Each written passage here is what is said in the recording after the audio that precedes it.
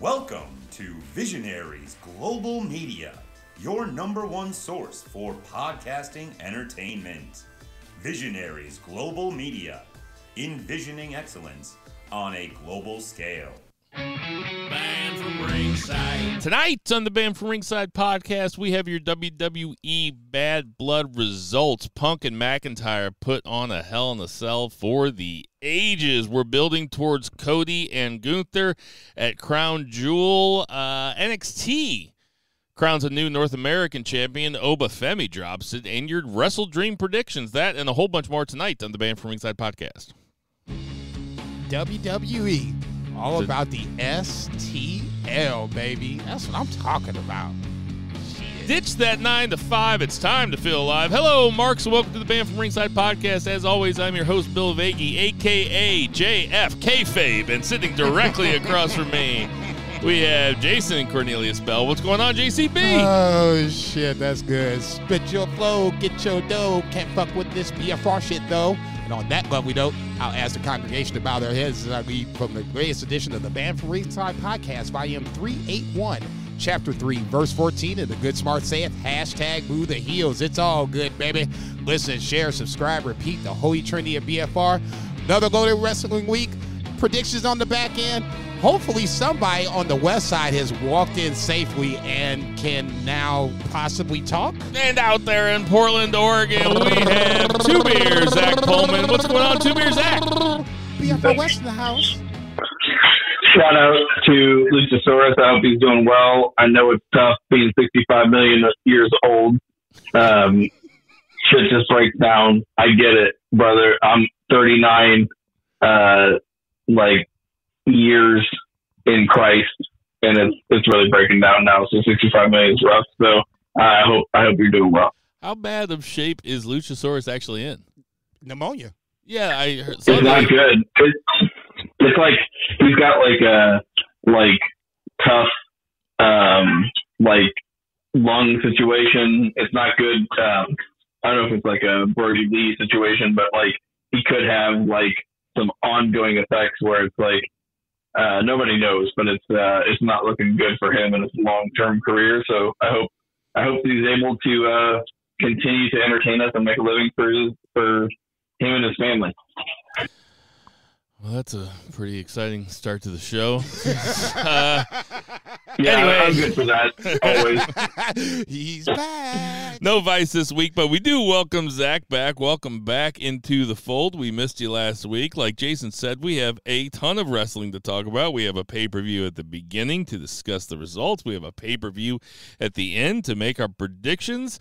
Zach made up some ground in this week's predictions. Other people lost some ground this week in predictions. I'm not going to say who it was, but Zach made some ground, and Jason did okay, too. So somebody didn't have the best week when it came to predictions. But we'll get to that in a little bit. Without further ado, let's get to that. 3 counts.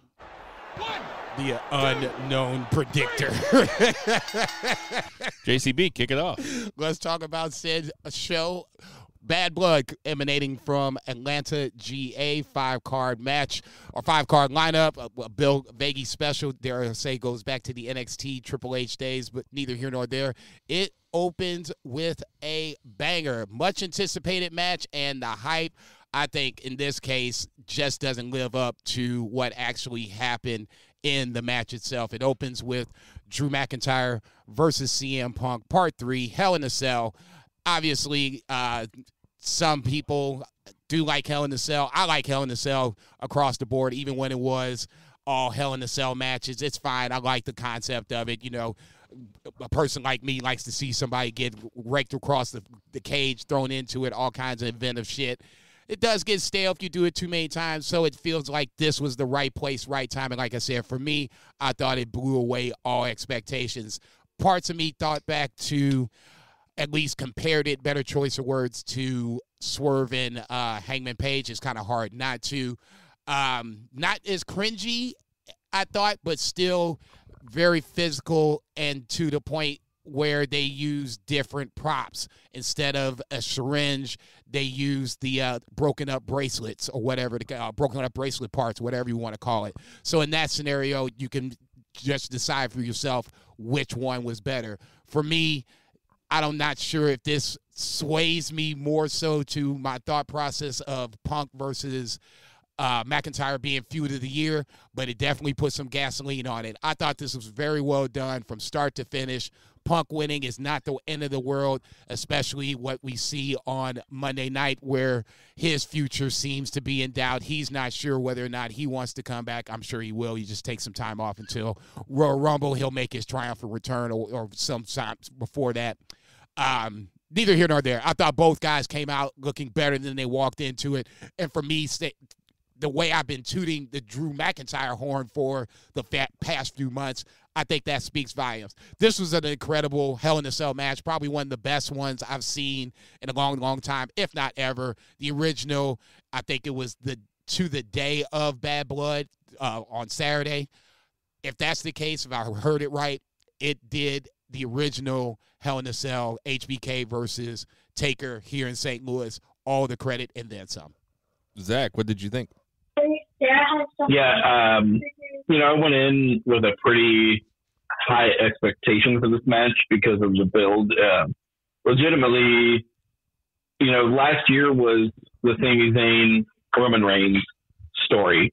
This year, realistically, has been the Drew McIntyre CM Punk story. Even with its negatives, like specifying like on a bracelet, it's really been kind of the tune-in situation for feuds this year. This was fantastic. It was also kind of gross. I love what they did. This was Hell in a Cell. This is exactly what it should be. I feel like 2019 to, early 2020s, we had Hell in a Cell, and it was just like whatever feud seemed hot at the time. This was legitimately Hell in a Cell, and it felt like these guys really had bad blood between them, and the blood was called for.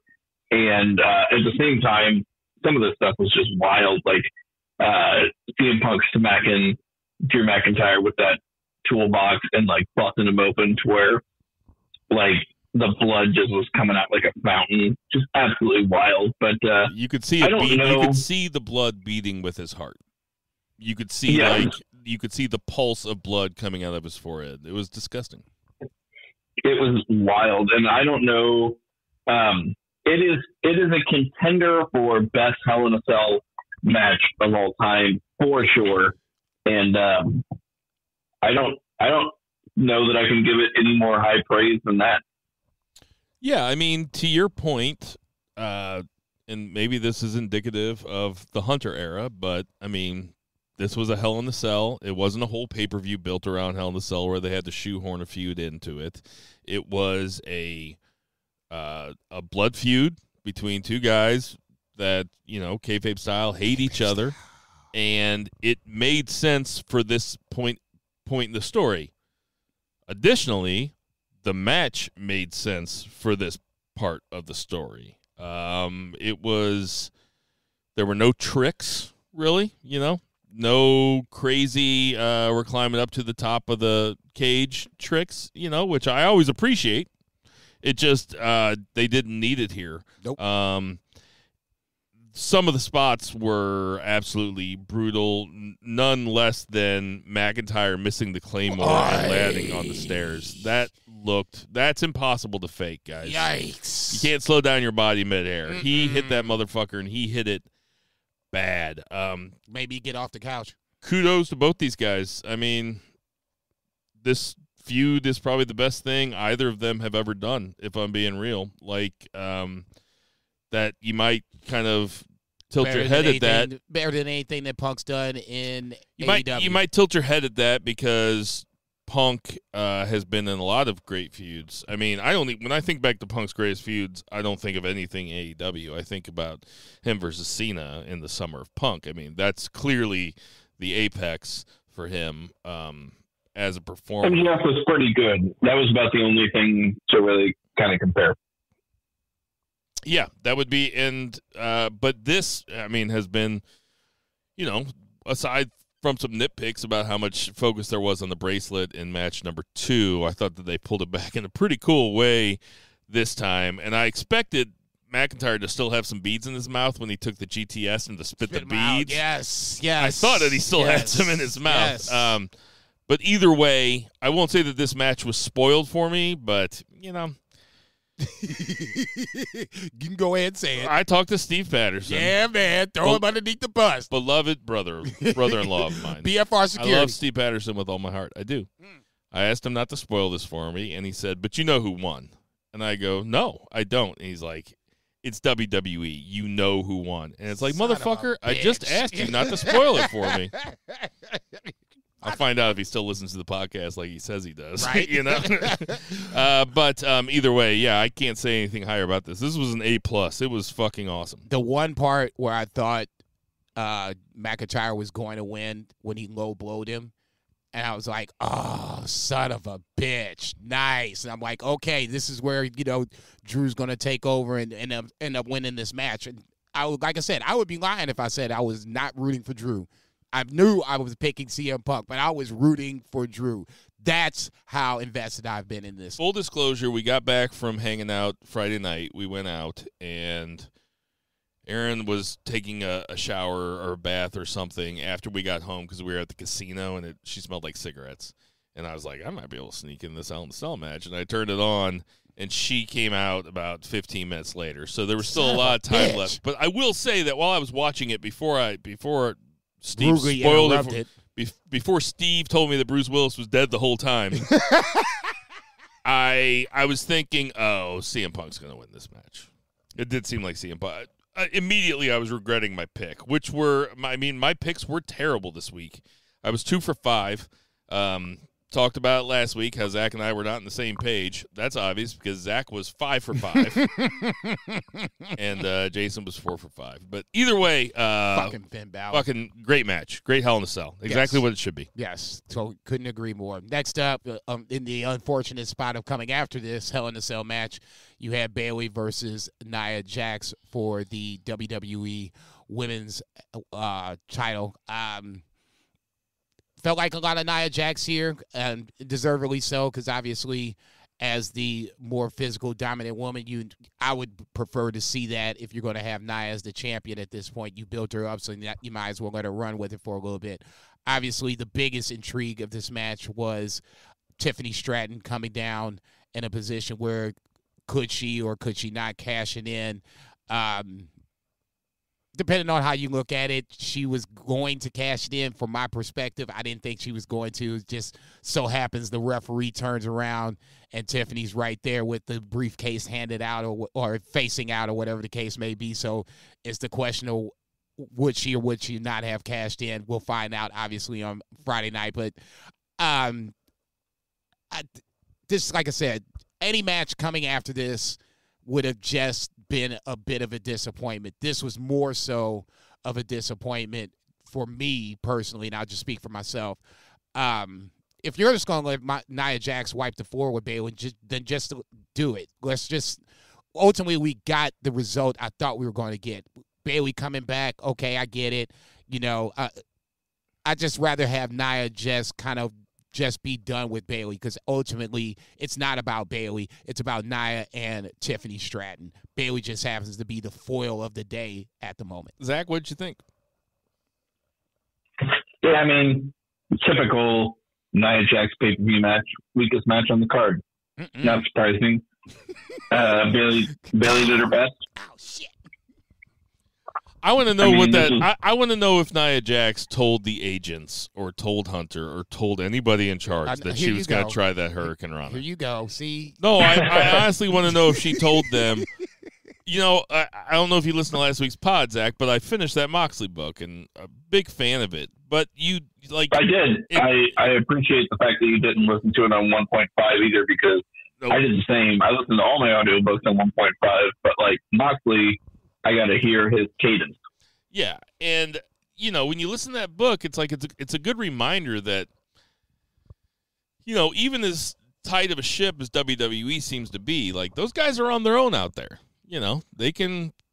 People call audibles, people try stuff, people go for that brass ring. And if Nia Jax did tell somebody that she was going to try that Hurricane Rana, Or if they practiced it earlier in the day, I want to know what that Hurricane Rana looked like, because the Hurricane Rana that she tried to pull on Bayley was poor fucking Bayley having to try to sell that shit, man.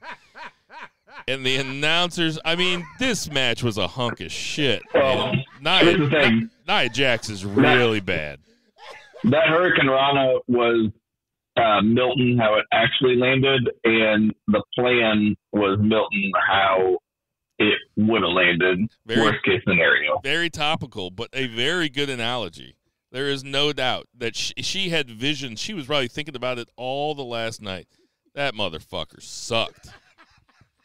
I texted you guys and I said, someone show me a GIF mashup of that Hurricane Rana and Tongaloa's 619. Just botchamania, dude. Anyway, they tried hard. Listen, I respect the effort. You know, Bayley, I'm on record as saying Bayley is great, like legitimately great. This is a tough dance partner. I was entertained by it. And I liked the way the after angle was done. You know, I wasn't expecting Tiffany Stratton to cash in, but it does, you know, it perks up your ears when somebody comes out to cash in. You're gonna watch it. So, yeah, this sucked. What's next?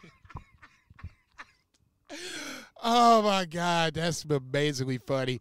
Finn Balor versus Damian Priest up next. Finn Balor obviously turned on Damian Priest at SummerSlam, building up to this match. This was good, not great. Somewhere in the middle is probably where it ultimately lies. Damian Priest winning shouldn't be a surprise. I'm not sure why the fuck I picked Finn Balor, to be perfectly honest. Honestly, Balor, 2 world heavyweight champions, former world heavyweight champions. Finn Balor kind of feels like, I guess that's why I picked him. It feels like he's the forgotten world heavyweight champion versus Damian Priest, who's more of the most recent former world heavyweight champion. Keeping Priest is strong. It makes sense. Not sure. He's not getting Gunther anytime soon, but you keep him strong for whomever comes up down the line. I'm not sure what this says for Finn Balor, if he's going to be stuck with, I shouldn't say stuck with JD McDonough, because JD McDonough is actually a really good tag team wrestler and a really good wrestler in general. I don't know if this means he's going to be in a tag team land for a little bit, but I thought this was good, just, you know, on the predictable side, that's all. Zach? I had higher hopes for this match, and overall, you know, it's like the pay-per-view started great, and then we had the Nia match, and I'm like, okay, well, this is like understandably a downer. I'll just keep reading my Star Wars comics. It's fine.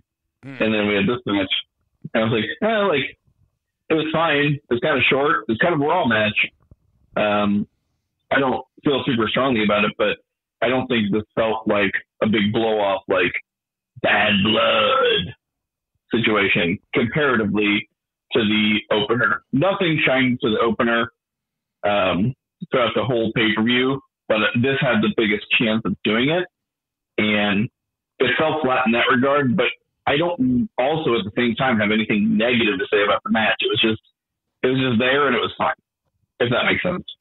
Yeah, I'll say it was there, it was fine, but I think the wrong guy went over. I understand that Finn has the tag team belts right now. He's got one of them at least, and you know, it would putting him over Priest. It's like, well, then why do you have him have the tag belts with McDonough? But I was, you know, rooting for Finn really hard. But yeah, this was a good Raw match. Raw's had some really good matches lately. This was a good Raw match. Yeah, and that I was going to say that's not a disrespect to Raw. Raw has been more than interesting as of late. You know, when you come third on a card that's got this first match and that main event, you might be a little hamstrung as to what you can do, you know, because those guys are pretty particular about not repeating spots and not having stuff that's similar. So I don't know. Every fucking match had a run-in, so I don't know how particular they were, because literally every fucking match had a fucking run-in. So. I mean, that's a really good point. Who ran it? Nobody. Well, okay, never mind. I guess Hell in a Cell. Yeah. I was, rationalizing it in my head. I know Hell in a exactly. Cell. Because I did the exact same thing in my head. I know exactly what you mean. I did the same thing in my head. Yeah, Hell in a Cell. I guess that, the cell's the whole reason, dumbass. Next up, speaking of cells, or in this case... That way it kind of put the cell over. I mean, that they had... Which is good. Yeah. Yeah. That just reinforces the idea that the fucking look at this. It's about mayhem every other match. How do you keep mayhem out? You bring in the cell. And in this case, it totally makes sense. Talking about mayhem, the next match. Yeah, and then not in a good way either, at least as far as I was concerned. Arguably one of the worst returns ever, but we'll get to the match itself first. Liv Morgan versus Rhea Ripley for the WWE World Women's Championship. Liv Morgan, obviously the champion. Dominic in a shark cage. This was pretty good, even up to the point where you saw Dom getting hung out. That was obviously, not as bad as it possibly could have been. I think maybe they might have lowered the cage a little bit. I'm not sure. I get everybody, gasping because it did look a little dramatic, but God forbid if he fell, we were not dealing with a blue blazer situation here by any stretch of the imagination. To me, the biggest problem with this match is who you use as the muscle for Liv Morgan. Raquel Rodriguez makes sense. If you watch NXT in the past, Raquel Rodriguez dethroned Rhea Ripley on the way to Rhea Ripley going up to the main roster and getting the rocket put up her ass and boosted up to stardom, while unfortunately for Raquel Rodriguez, she has not gotten the same fate. Now, using her in this situation, okay, if you want to play the connect the dots game, I totally get it. It has history. Triple H does his homework. Okay, fair enough. Now, all that being said, Tonga Loa is probably looking at Raquel Rodriguez when she came out. I was like, God damn, you fucked that shit up. She came in and had no clue what to do. Couldn't figure out what she wanted to do with Liv Morgan after she did after the attack. Okay, I get it. It's a way to extend the feud. But if you're going to extend the feud, let's do something better. It has to be executed better than this. This is the only thing that really is the two things that are memorable for me about this match. Dom hanging off the upside down and Raquel Rodriguez coming in and taking a nice little dump in the middle of that ring and trying to just scoop it up and put some lipstick on it and call it something else. What did you think, Zach? I think you're on mute. I was just kind of like petrified thinking about Raquel Rodriguez taking a dump in that outfit. I was not enthralled with the outcome of this. We talked about it when I was on 2 weeks ago. I missed last week, unfortunately. But, I kind of expected Dom to be up there, toss something to Liv, Rhea intercepts, she gets the win. And I didn't even really think of like Rhea winning because I picked Liv really, but just subverting expectations. And they definitely subverted expectations, but like not in a way that I would consider good. Inserting Raquel Rodriguez, who hasn't been on television for a good while, is not intriguing to me. This went from the hottest feud in WWE. We had Punk and Drew and Liv and Rhea as the hot feud. This went from the hottest feud and the hottest wrestling company in the fucking world to like really kind of nothing at this point. Like, I'm not nearly as intrigued coming out of this match as I was going into it, which is a negative effect. And I don't think I'm being smarky with that. I think I'm kind of speaking to the general audience. I could be wrong. Listen, Damian Priest dropped out of the Judgment Day. He's no longer in it. And they replaced him with another big gender fluid Hispanic. It makes total sense. Jesus fucking Christ. Holy shit. You ate shit. I ain't gonna sing it. It's all capital letters, no period. I have no problem with Raquel Rodriguez joining Judgment Day is just fine with me. I mean, the match was Marcos Cayue. What did you say? Marcos Cayue. What the fuck? Mark Calloway, but this is Spanish affectation. I'm like, what? Yeah, well done. This was a spectacle. This was fun. I'm not nearly as down on this as I am on the other women's match. No, this was horse shit, dude. Come on. They should have had Dom hanging above the ring and him hanging down, and while Liv gets pinned, him and Liv grab hands and they're holding hands. Now that, give me the pencil. That would be good stuff, right? Better than what we got here, okay? I'm sorry. Thank you. Raquel Rodriguez did little for me in NXT. Wasn't a believer then. Damn sure ain't a believer now. She's just going to be. She should be a heater, though. Like, her being a heater makes more sense than her being a, top of the card babyface or heel. Fine. If she's got to play the Camille, I guess I'll go that route, then so be it. China, so be it.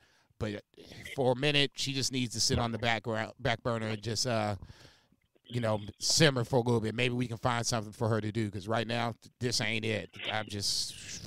She drove up in the car, couldn't get out the damn car on Raw. I'm like, God damn.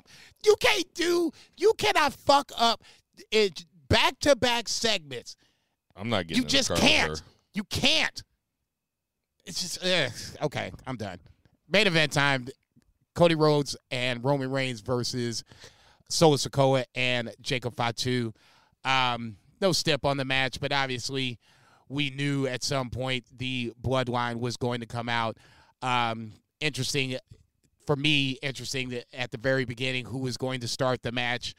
Not like it matters, but watching Cody and Roman trying to figure that out was interesting. From that point, it felt like a normal WWE tag team match. Roman kind of turned, quote-unquote, a little baby face during the match. Obviously, it doesn't get really interesting until, at least for me, the Bloodline comes out. Never thought about Jimmy Uso until all of a sudden you see this hooded figure. I see this hooded figure in the background. I'm like, son of a bitch, Jimmy Uso. So, obviously, Jimmy comes out to save the day. I was going to say the Bloodline, but Roman and Cody to help win the match. Cody jumping off the top as a sacrifice to Roman Reigns. Obviously, I think comes back to play later on, post-match, where we can talk about that as well. I thought the build for this match was good. The match itself was good, not great. Obviously, you have your spots. But for me, everything that was interesting happened post-match, and we could talk about that. Zach?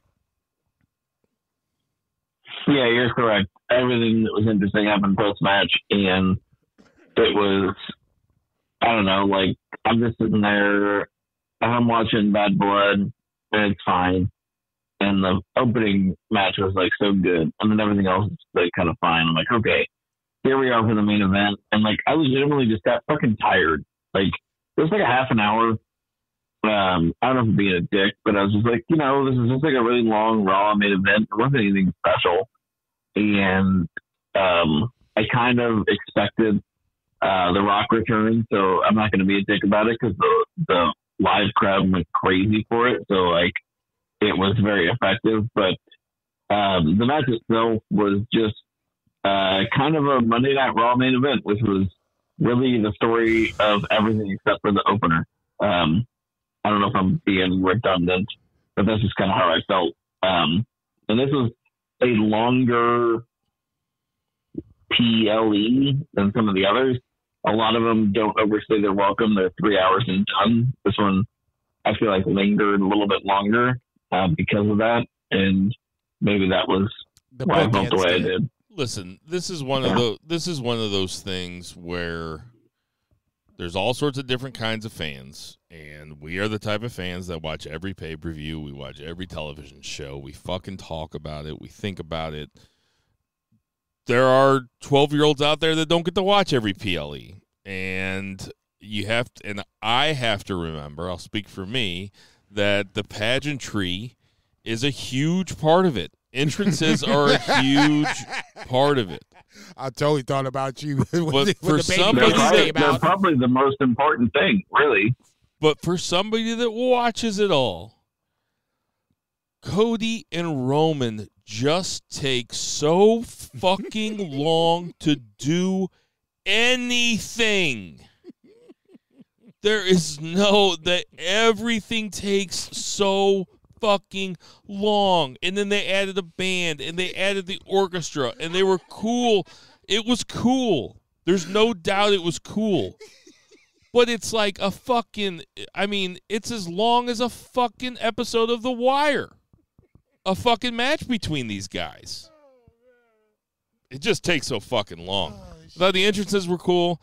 Jimmy coming back, it's kind of like, listen, I was totally entertained in the moment.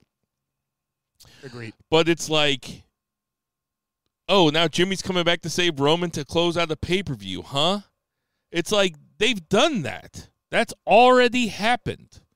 Like, you can't just keep having Bloodline guys go away and then come back. Well, it's like, yeah, actually you can. That's the whole story now. Some guys go away and then they come back. Jimmy comes back.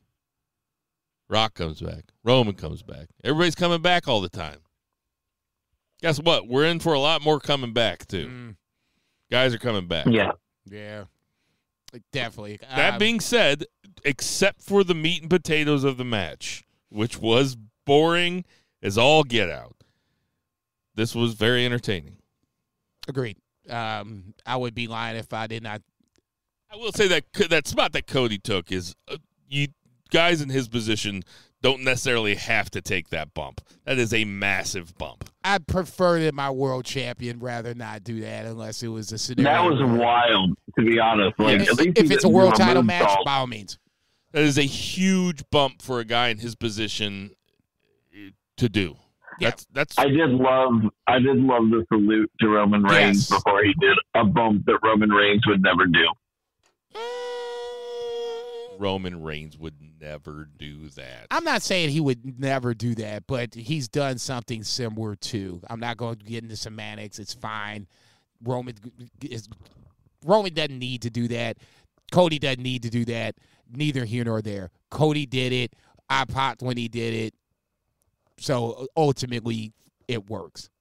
Neither here nor there. I mean, Roman wouldn't do it. There's just no way Roman would do it.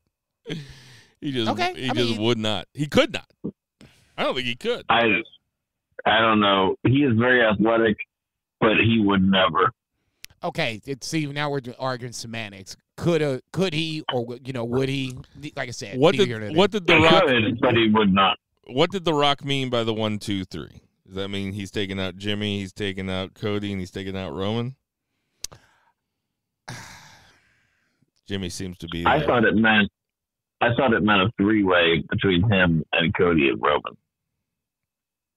I would be more interested in that than The Rock versus Jimmy at any point. I don't think they'd do that. I guess they could do that, like that Saturday night's main event or something, like to pop a big rating.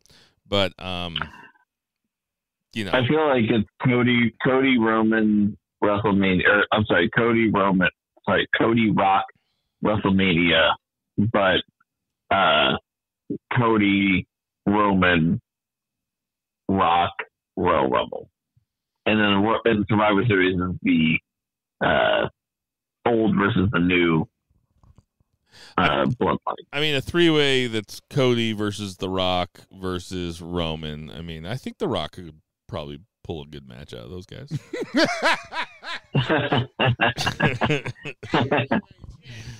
Man, you crazy as hell, dog. Fucking 25-minute long match, 18 minutes of them just standing around looking at each other. Stop. Good God, man. Eyebrows twitching. Yeah, right.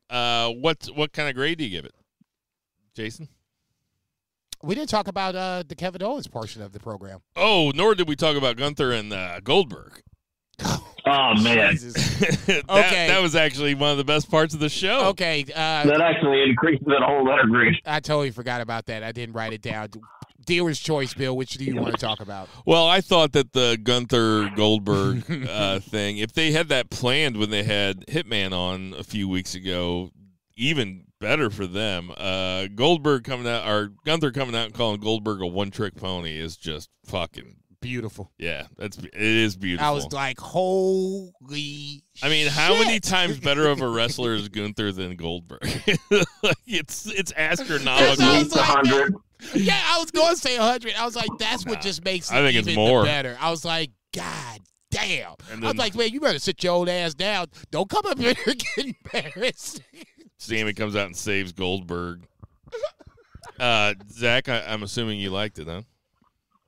Oh my God, I popped so big for that shit. I was like, oh my God, they've got Goldberg in the audience, which I understood it was Atlanta.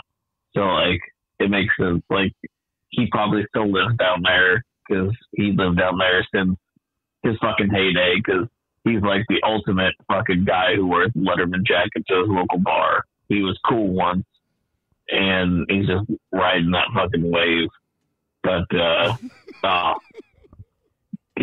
like Gunther, I think the thing that made it even sweeter was that he fucking bodied Bret Hart, who is Goldberg's nemesis, and Goldberg in the same month, in the same 30-day period. It's pretty badass. Just with absolute disdain for both of them. Okay, fuck your couch. I dare you to say something about it. Shit. That shit was amazing.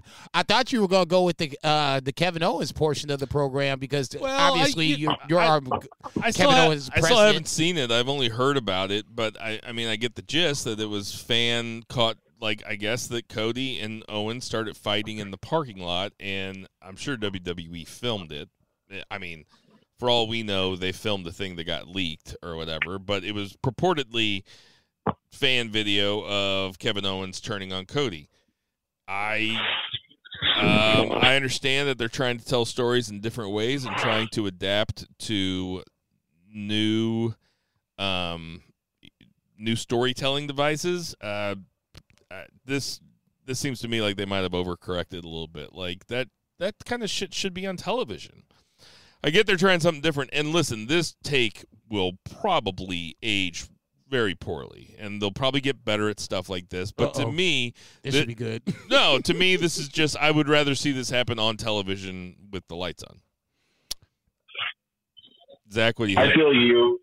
I feel like if it was AEW, it'd be a more valid criticism because I feel like AEW does this too often, where they do stuff online and they don't show us on TV, whereas WWE never does something like this. So the fact that WWE is so hot and has so much engagement, I feel like it kind of works better for them.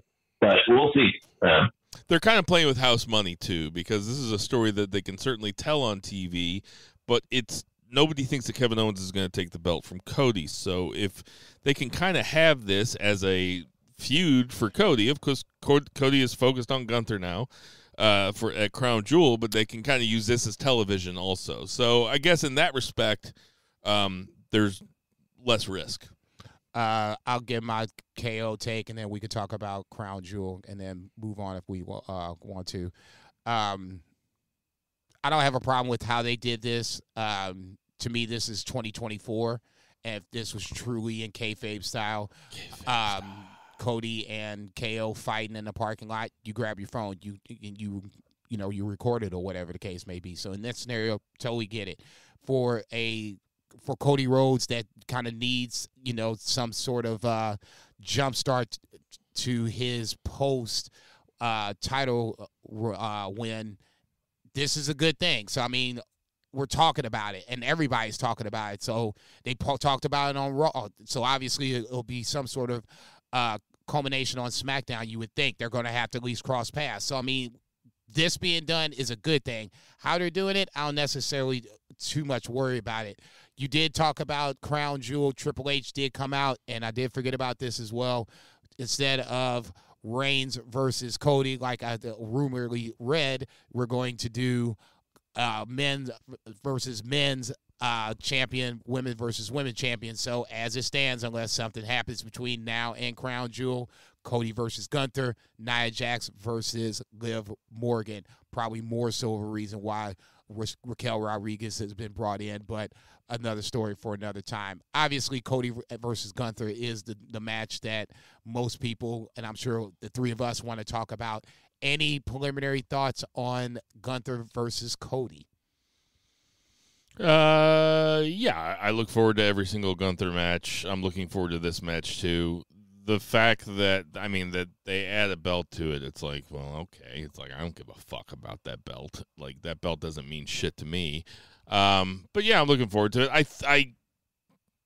I would like Tiffany Stratton to cash in on Nia Jax before Crown Jewel, because I think that when Tiffany Stratton cashes in on Nia Jax, she's going to be, she has a chance to be a pretty big babyface. So Tiffany Stratton versus Liv Morgan is way more interesting to me and will be a better match than old Nia Hurricane Rana Jax versus Liv Morgan. So those are my thoughts on it. Do not care about the belt. God damn, you ain't shit. I mean, it's not a real belt. It's the FTW. It's the FTW title. Tell me. All right. It is not a real belt, but goddamn, that belt was beautiful. I'll give the pay-per-view a solid B. B minus. C plus. Man, it had one of the best matches of the year on it. You guys are tough. That's the only thing that carried it. Ding, ding, ding, ding. Let's get to that 2 count. 1, 2, 3. All right, so Zach's a little out of pocket this week, so I'll take the 2 count. We'll go ahead and we'll go WWE, AEW, WWE, AEW. So we'll do AEW television this week. I like where your head's at. That was nice audible. Rampage did have the Elite versus Shibata and Private Party. Shibata and Private Party go over. We've seen better Young Bucks matches, but this match was pretty fucking fun, I thought. Did you think so, Jason? Yeah, for sure. Private Party, I think, I shouldn't say for whatever reason we ultimately figured this out, but I guess because either or Private Party member has been hurt for extended periods of time, you forget, at least I've forgotten how good they are as a team, and now they've been together as a team for a while. It's only been probably a couple of months, but still just long enough to where oh yeah, these guys are good. So in this scenario, not overly surprised. Obviously, they are going to face the Bucks at WrestleDream. We'll talk about that obviously more. But no, this was a good match. All bullshit aside. Zach? I'm sure the WrestleDream match will be good. I feel like we needed a little bit more oomph behind Private Party if that's going to be the pay-per-view match. Really, they showed a clip of Private Party beating Young Bucks 5 years ago, and then they're literally not only in the same position, but maybe in a worse position than they were 5 years ago. And it's just kind of a testimonial to, I don't know, AEW or at least Private Party not becoming stars. I'm not excited for this match, and I should be. I'm going up there to watch it live. I'm sure it'll be good, but this is not a highlight of my 2-hour drive. Yikes.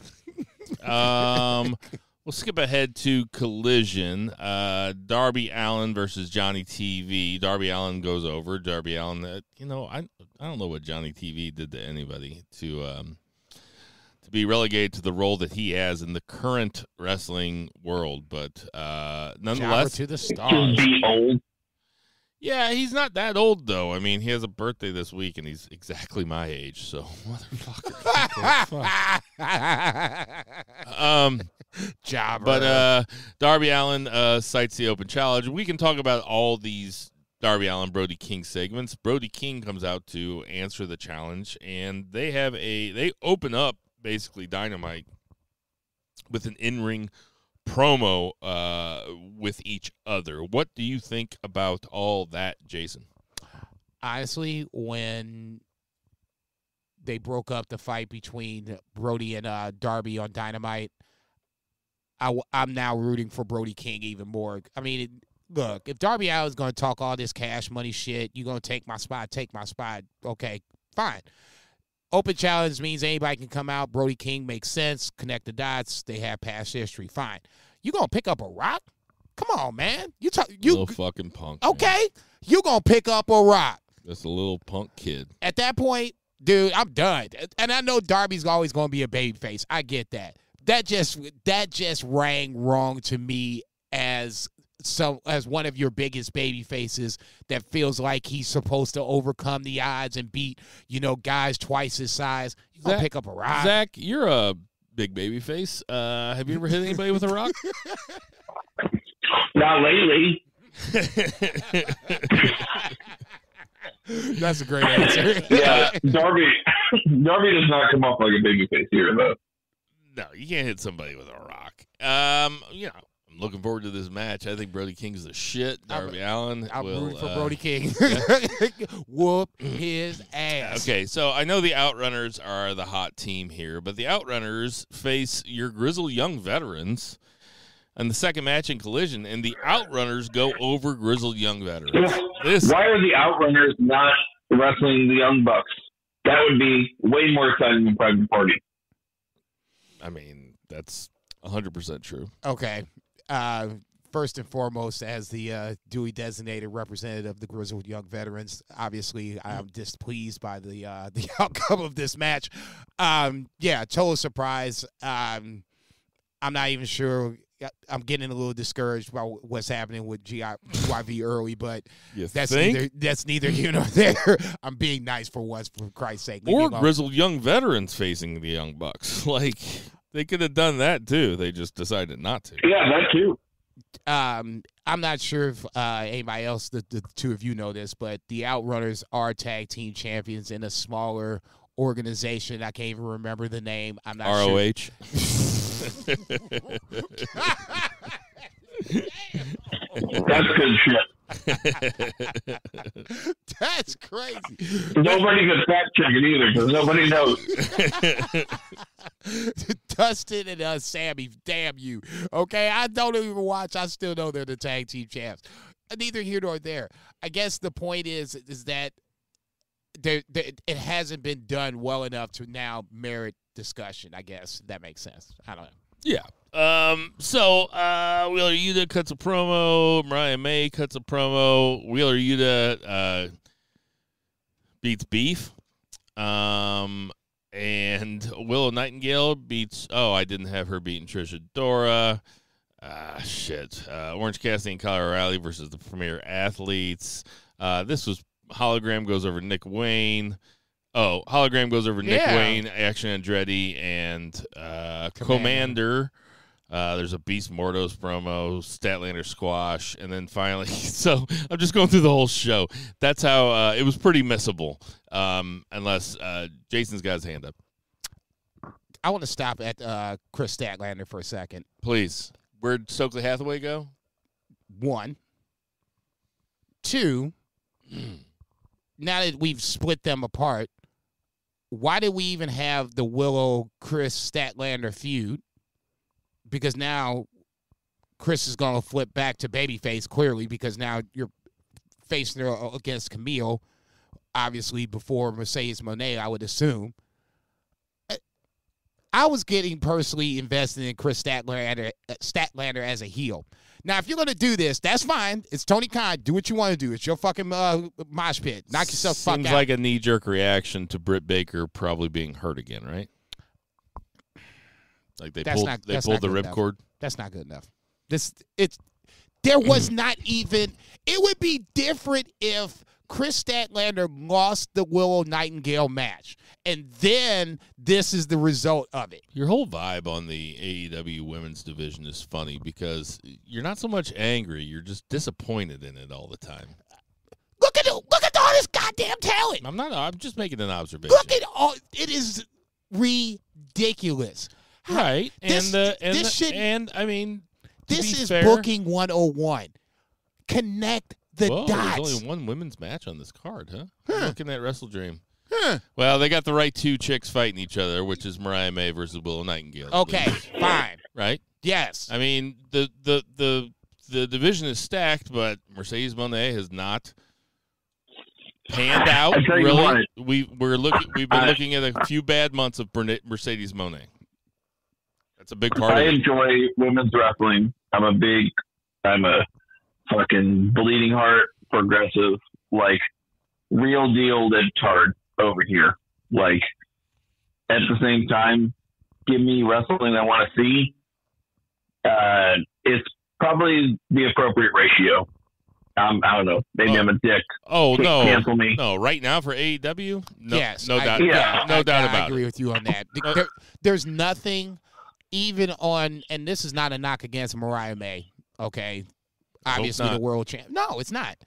It's not a knock against Mariah May, but there hasn't been a woman that TK has built up to where now you can, if you're holding off on Jamie Hayter, that's fine. That's the one that should be getting immediate recognition. If you're going to hold on like that's fine. But then if you're holding off on that, you can't do the usual TK booking where you get somebody hot just to have them get knocked off. This needs to be going over long term. That's wrestling booking. It can't be about just Willow Nightingale, but then if you're going to have her get go over Willow Nightingale, you got to have the next person already ready, so that way it just feels like, oh, this feels like an immediate threat versus, oh, so-and-so's getting heated up for fill in the blank. We're going to talk about Private Party later. Private Party wins the triple threat to become the number one contender against the Bucks. They beat they beat House of Black and Top Flight. Pretty fun match. It's a 3 beer beats Bill Baggy special. Yeah, it really was. House of Black gave 0 fucks here. Like they're just like, we're losing. Yeah. But we will talk about Private Party later. They do have we'll just talk about them now. They have a segment on Dynamite where Stokely Hathaway comes out and he's like, hey, why don't you guys hook up with me? And they're like, no, we don't need you. You know, fiery babyface stuff. That's cool. Dynamite starts off with Moxley and Bryan Danielson both cutting basically parking lot promos. This is tremendous stuff. Let these guys do this shit all the time for every match. Moxley and Bryan Danielson. Jason, what did you think about these promos? You know, Any Given Sunday is one of the worst football movies I think I've ever seen in my life. But the Al Pacino scene where he talks about the inches in life is one of the scenes that gets repeated very often and gets the football team ready to go out for battle, and they ultimately win this game. Mox is one of those motherfuckers that could talk to me, and then I'll be like, okay, so we're killing who? Fair enough. I cannot understand where he comes up with some of this motivation for some of these promos, but by the end, I felt scared for Danielson. Legitimately scared for him because now Moxley has him in his crosshairs. He's getting ready to fuck him up, or at least that's what he says. But more importantly, if I was like a Moxley follower, I'm not sure if they're called Blackpool Combat Club anymore, but I would be following that motherfucker blindly. He is so good. This was just another really good Moxley promo to set the stage for this episode and WrestleDream. Zach, I want a yes or no question. This is a podcast. I want you to take a stand here. Is Moxley the best promo in wrestling? Yes. I fucking love it. That was without hesitation. I love it so much. Legitimately without hesitation. Like, and I'm not even like, I didn't even just not hesitate just to take a stance, even though you called me out. Like, legitimately, Jon Moxley embodies pro wrestling unlike any other person. I'd say the only other person that even fucking comes close is Bryan Danielson, and he's not even all the way in it because Bryan Danielson, he's got kids and he's got injuries, and that's all he fucking talks about. You know what Broccoli doesn't talk about? He doesn't talk about any of that shit. He only talks about pro fucking wrestling. And I'm not saying that's a weakness on Bryan Danielson. I appreciate where he's coming from, but Moxley's like the same age and he lives and breathes this fucking shit. There is nothing more important to him than pro wrestling, and you can fucking see it. He's the fucking greatest. He is maybe like the MVP of our fucking entire podcast run. From 2019 to now, Moxley might be the most important figure in that situation. That's how highly I think of Jon Moxley. Damn. He says stuff that's hard to argue with. He's been very consistent. He has been his contribution to AEW. He has basically been the guy in two different promotions. He's the ace of AEW. I think we can all agree upon that. Yes, he is the ace. So then we had the Hmm. Darby Brody King. Okay, so let's talk about this. Lance Archer, Don Callis has made a trade with Jake the Snake Roberts. Not sure the logistics on this. Didn't see any Mel Kiper Jr. breakdowns. Oh shit! But Did he trade fucking Kyle Fletcher for some 99 bananas? Yeah, right. He traded. He acquired Lance Archer and gave Jake the Snake Roberts LFI, basically, which is Roosh, Dralistico, and the Beast Mortos. I'm not sure why they had to frame it as a trade between those two, but I guess I enjoy that they're actually telling the story instead of just hooking guys up with guys and not giving us any reason for it. What do you think about Lance Archer and the Don Callis family? I'll go first. I love it. Jason, what do you think about it? I'll go next. Who gives a fuck? Oh my God! I'm sorry. You take time. You take time to do this, but you can't explain Chris Statlander. Get the fuck out of here. Zach, what do you think about it? I did not expect him to say the word Jake the Snake Roberts because I'm just like, oh, he's still there. Yeah, right? Exactly. Who cares? That part is very funny. At the same time, I think that the Don Callis situation. Whether or not you like the handling of it, I do think because of the people involved, which are all of the most burgeoning stars in all elite wrestling, which is Will Ospreay, Konosuke Takeshita, Kyle Fletcher, it is the most intriguing because it involves them. So I'm intrigued and I'm down for that reason.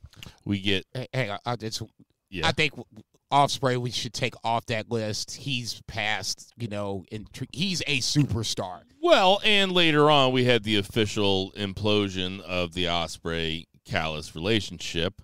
Konosuke Takeshita gets involved in it. Will Ospreay and Don Callis are no more, and we're getting that triple threat match on Saturday. Talk about the longest breakup ever. By far, well, A-Town Down Under is still breaking up. Look, I was being sarcastic, motherfuckers. Damn.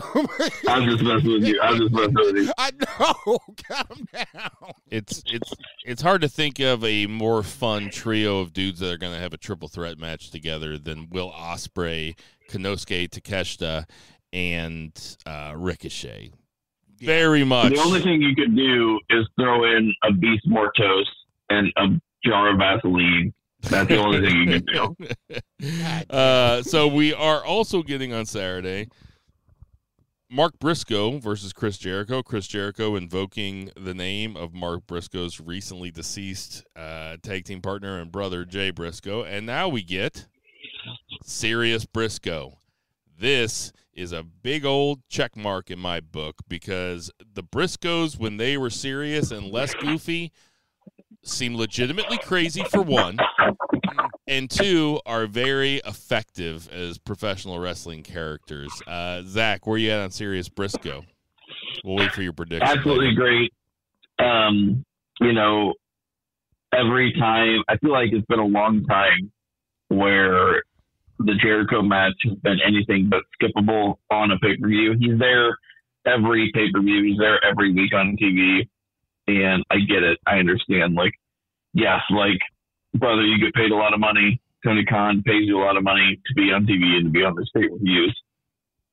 Maybe you should take some weeks off, but that's not what is being asked of you. Zach is basically looking directly at Chris Jericho and saying, "Shut up, bitches." Yeah. But him versus Mark Briscoe is the most excited I've been to see a Chris Jericho match since Wembley last year when he wrestled Will Ospreay, and that was only because of Will Ospreay. Yeah, so it was by default. By default, yeah. So I'm going to the Tacoma Dome. I'm going Saturday. I'm driving. Oh yeah, that's 2.5 right. We're hours. fucking going. I forgot. BFR correspondent's in the house. Yeah. Yep. So oh man, I'm trying to find some parking there. You got a stacked motherfucking card, dude. Asshole. It's a really good card. Daniel Garcia cuts out a big promo about that he's staying with AEW. I'm just assuming that this is going to play into the MJF story somehow, because Definitely. I have to admit, I did not think it never crossed my mind that Daniel Garcia was going anywhere other than AEW. I didn't know his contract was up. They might have talked about it. I probably missed it. But he just doesn't strike me as a WWE type guy. It seems like, maybe he would do well in that. He might do really well in NXT, actually, now that I'm thinking about it. But I love the. I have a feeling. I didn't mean to interrupt. I have a feeling Daniel Garcia is a future top guy wherever he is, and I think there are other people that feel the same. I don't know, but I think interest was high for him from the other side because we saw a number of weeks with him not on TV, which is pretty indicative of what we see with Tony Khan, where if there's a chance that guys are leaving, unless you're Andrade, he's not going to put you on TV. If you're Andrade, he'll have you almost win a fucking tournament because I don't know, he's a fucking Andrade sim. I don't know, but anyway, Daniel Garcia, he's been a sleeper hit, and I think it is now that he is signed. I would expect us to see a pretty big push for him. I'm excited for a Daniel Garcia push. If I saw this correctly, Garcia, Swerve, Lucha Brothers, all contracts in AEW were coming up. So I think that might have been part of the reason why we didn't see Daniel Garcia for a while. Wrote him off storyline because of how MJF left him, and then obviously him coming back, losing to MJF in the pay-per-view or whatever the case may be, and now you have this. So this might be just a scenario where things happening behind the scenes played out on TV and now continue to play out as it goes along. All that being said, this is probably all roads leading to MJF, which we have to have some sort of resolution to before both guys move along. More so for Daniel Garcia, if there's any sort of plan to have Daniel Garcia be a singles top guy, just even to be a mid-card champion, he's got to look good somehow, some way in this MJF feud that seems to be on the horizon. I know that Chris Jericho, it really rubs him raw that people say that he just likes having TV time. And I know he seems really bothered by that. He's really leaning into it, which is why it's not surprising at all to see him with a boring-ass segment that had no point backstage with Rocky Romero. What the fuck is this, Jason? No clue. All right, that's, you know what? Yeah, I got nothing. No clue. Zach, any thoughts on it? No, like I said, how can we ever miss you if you never fucking go away, brother? Just take a fucking vacation. Jay White squashes a dude and then cuts a promo on Adam Hangman Page. They are fighting on Saturday. Also, very exciting. That seems, as much as I am very interested in that, and it's not like it was just them together. There was a build, there was an angle, right? I mean, this is something that actually has some history. I don't know if you guys remember back with New Japan where Jay White just eviscerated Page in one of those press conferences when Jay White was fresh from being a young boy and really started being a big deal. I think it was US champion. But anyway, this feud has some fire, and I feel like AEW is capable of telling more of a story than they have with this one. I'm thrilled to watch it. I think it adds to the pay-per-view card, but this is probably the beginning of something greater, and hopefully they begin to tell that story more. But these guys have history, and they're both fucking fantastic. Spoiler alert, really hope Jay White wins. Jason. I'm not going to say give the prediction just yet, but I'm very, very curious how Tony Khan uses Jay White upon his comeback. I got a big old prediction for this one. Big old prediction. I'll just say this. If this is going to be stay tuned for some fireworks. Right. If this is going to be a Jay White babyface run, I'm not sure if that's going to really work. It didn't. At least Jay White kind of said that in the post-match promo. You know, I hear you guys cheering me. You know, you just booing me a few months ago. Good on you, Switchblade. I ain't mad at you for that. This should be a good match. I'm just, like I said, I'll be curious to see how Jay White is used going forward. So the Hook who attacked Taz mystery deepens. Hook, Hook, he gets mad at Kip Sabian, and the patriarchy comes out. It would make sense if Christian was the one behind Taz getting attacked with the whole dad angle. Any thoughts on this? None. Okay. Zach, any thoughts on this? I'm happy to keep it moving. Zero. Zach? Yeah, that's fine. Brian Danielson and Wheeler Yuta face the Blackpool Combat Club. The Black Combat Club. That's great. Moxley gets involved. Danielson and Yuta go over. Jason, what you think about this? Did it further the story at all? I thought so for sure. Obviously, you had the already walking in angle of trios champions on separate sides. Moxley comes out towards the end of the match, so you build towards Danielson and Moxley on Saturday. I thought this was a good match. I was curious on how they were going to have the finish because obviously Danielson can't get pinned. I was more than a little surprised to see Little Brother tap out. Pac, obviously, post-match, Claudio putting the beat down on Little Brother takes away any thoughts of having Wheeler Yuta turn on Danielson at any given point. But no, honestly, I thought this was a good match. It took a while to get going once you got the more of the angle, like I said, between the trios champions. But then when Moxley came out, obviously that's, when the juices really got going, and now you had all kinds of tension on multiple different levels. So in that scenario, good match, not great, but I was surprised by the end, and I would be lying if I said otherwise. Pac tapped out quick like a motherfucker, too. So I was like, damn, we ain't even going to have no drama to this shit? I was like, so whatever. 3 Beer, what you got? I want to be fair. So I shit on WWE for having too many run-ins. So I got to say, on the AEW side, there are too many people in factions or like in teams that are teasing, turning on the other members. And this is like the biggest one for sure, but there's like a lot of others. So I am not crazy interested in Yuta comparatively to where I was a couple weeks ago.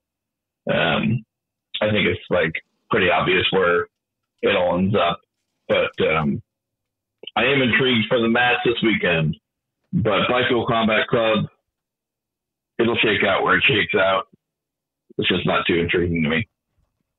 I guess I would rather them drag this part of the angle out, the trios champion part of the angle out.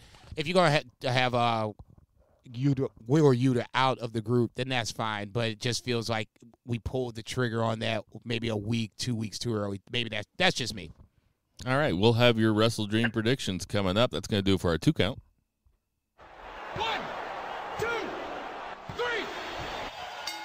JCB, what's the 3 count? 3 count. Let's jump back to the WWE side of the program for a second. We can run down SmackDown fairly quickly. opens up with the returning AJ Styles versus Carmelo Hayes.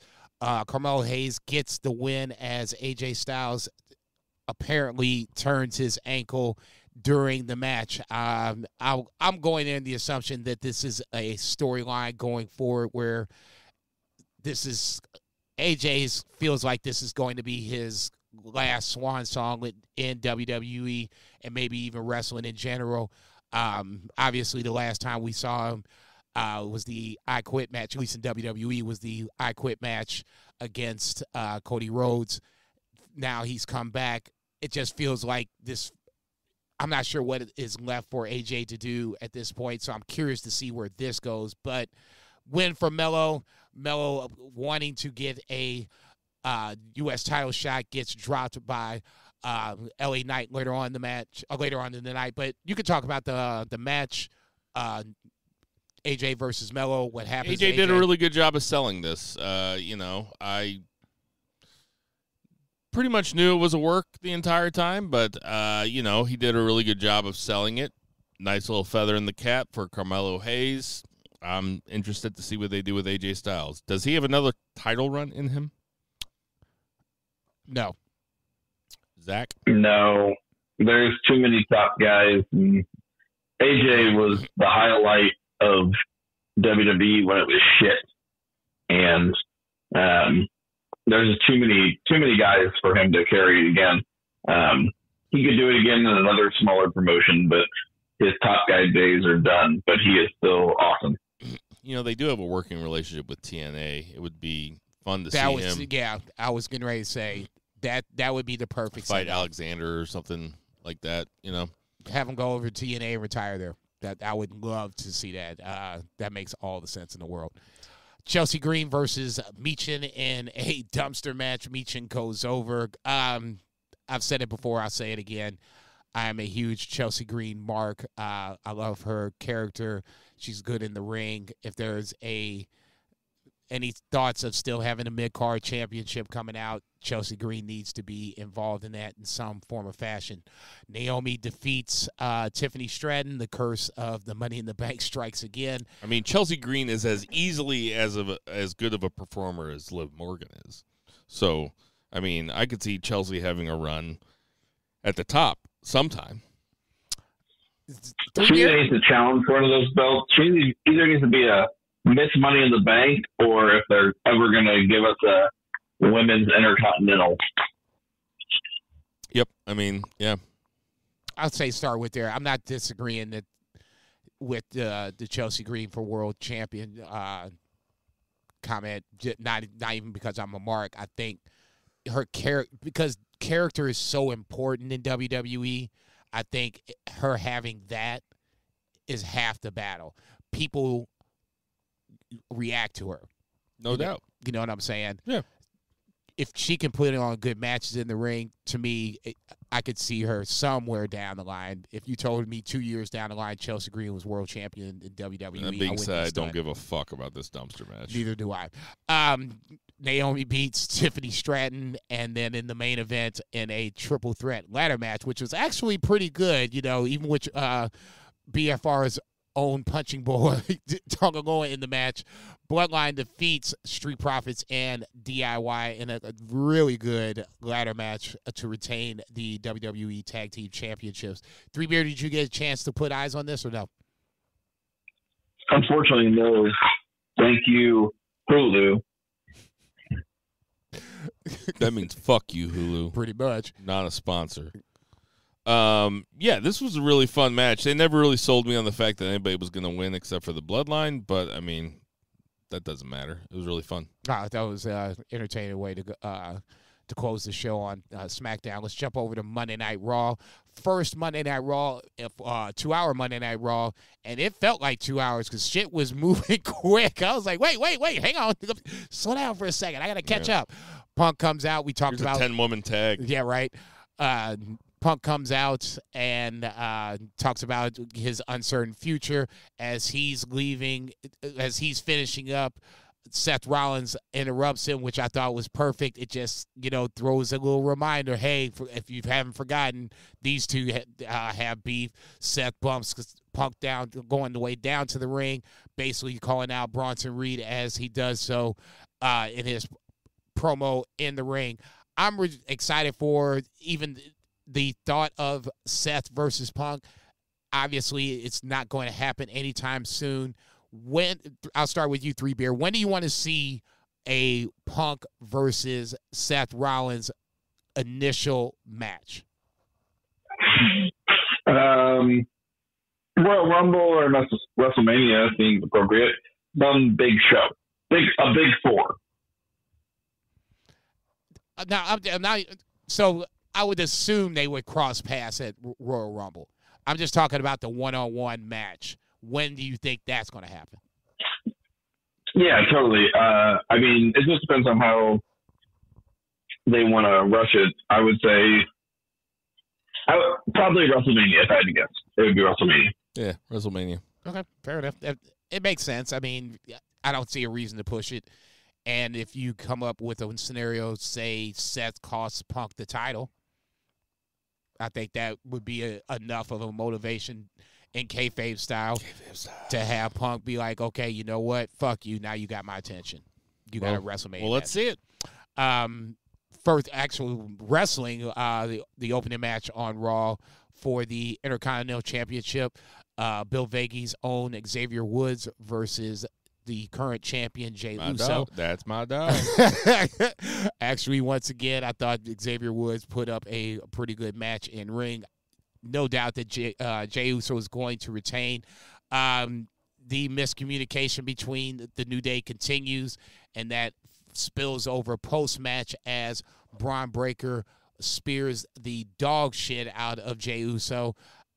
Kudos to Triple H. You got me. I thought you was flipping babyface. Shame on you, Jason. Where's the cynical Jason I know and love?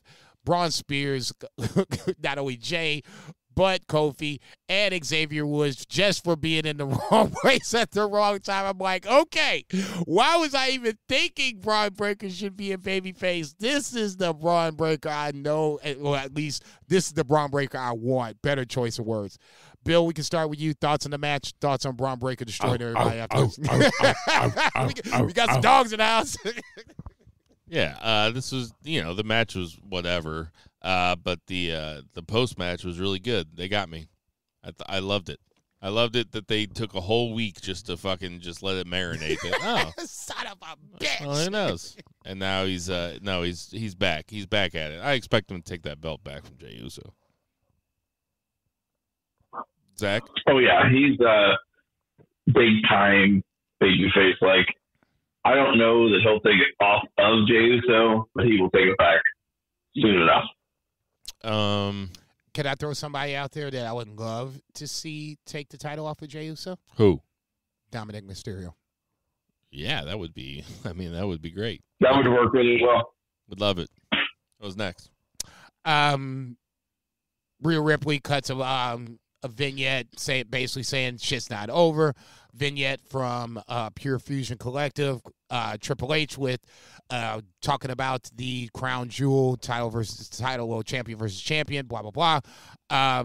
Actually, one that was kind of funny, Miz backstage talking to Karrion Kross, telling him that his Jedi mind tricks won't work. Poor R-Truth comes up, just, God bless him, so oblivious. It feels like I want to give Truth a hug sometimes. That ends up becoming a match for next week, heel Miz versus R-Truth. I'm not sure what's going to happen here, but ultimately, good Miz equals heel Miz. Bill? Yeah, but I mean, yes. Oh, I thought you were going to say something. No, it's better to have Miz as a heel, but I mean, I also don't care. I know you don't give a shit. I thought you were going to say something. That's the only reason I stopped. Probably this was the place to stop. Sheamus versus Pete Dunne in a good old-fashioned Donnybrook match. Hate the name of it. Love the fucking match. I wish Pete Dunne would have went over. Unless Sheamus is going to be the guy to take the Intercontinental Championship, because this is the only title he ain't won in WWE, I don't necessarily understand why Pete Dunne didn't go over here. It's a perfect opportunity to do so if you have any thought of making him any sort of name character, name wrestler in WWE. Perfect guy to do it. It's not going to hurt Sheamus. I don't know. It was disappointing to see Pete Dunne get built up to just. This is what he was getting built up to. He was getting built up to have a fun little feud. I'm sure Sheamus said, "Hey, I want to have a feud with this guy," and they were like, "That's fine, but you're going over," because they can always put putting Sheamus into an intercontinental feud or something like that is more believable than Pete Dunne. It just is. He's established. He's a badass. It is a bummer because this was kind of a microcosm of, are we to that next generation of WWE? And I don't know if that's fair, but it does seem like a microcosm where, like, can they put Dunn over Sheamus? And the answer was no. But it was disappointing. Oh, how are you going to establish somebody if you don't establish them? I mean, this was the time to do it. Sheamus. I mean, I get broke my brain, dude. I get what you're saying. I get what you're saying. Pete Dunne beating Jey Uso. I was thinking about. I was like, that feels like it might be a little stretch. The bruiserweight Pete Dunne, the NXT Pete Dunne, that motherfucker beats Jey Uso. Longest reigning NXT UK champion until Gunther, who was the longest reigning NXT UK champion, and then the longest reigning Intercontinental champion. Like, I feel like Trips was very high on Pete Dunne, but I think he still is. At the same time, he still is. But, like, I don't know if he sees a ceiling. You know, he was high on Ciampa and Gargano, and I mean, it's not like they've been setting the world on fire since he took over power. You know, it's like, I feel like there's this. Maybe it's because WWE does have a lot of legitimate stars, and they're not so worried about making new, younger ones. Not Ciampa Gargano, but Dunn, you know. But they're also all doing that. I mean, Bron Breakker is a young guy. So, you know, I don't know. It's just our NXT darlings are not doing what we think they should. And I'm not going to be mad because they're still doing legitimately crazy business. So it's not like they're doing anything wrong. Yeah. But it does suck to see the bruiserweight not. Yeah, he's a pro wrestler plying his trade. He's a pro wrestler plying his trade. That's right. Hey, man, don't encourage that motherfucker. Keep saying that shit. It's actually a really good line. Cody and Sami have a little interaction backstage, teasing a possible crown jewel match. Obviously, we'll talk about more of that in a little bit.